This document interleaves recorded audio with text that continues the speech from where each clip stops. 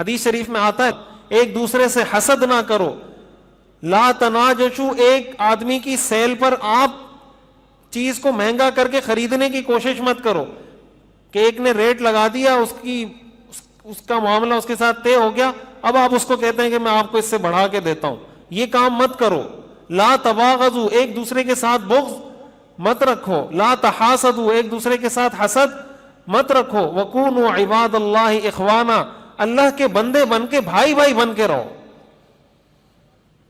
और आगे आपने फरमाया बिहस्बि इम्रिइम मिनश्शर्रि अन यहक़िरा अखाहुल मुस्लिम, एक मुसलमान के शर के लिए ये बात काफी है।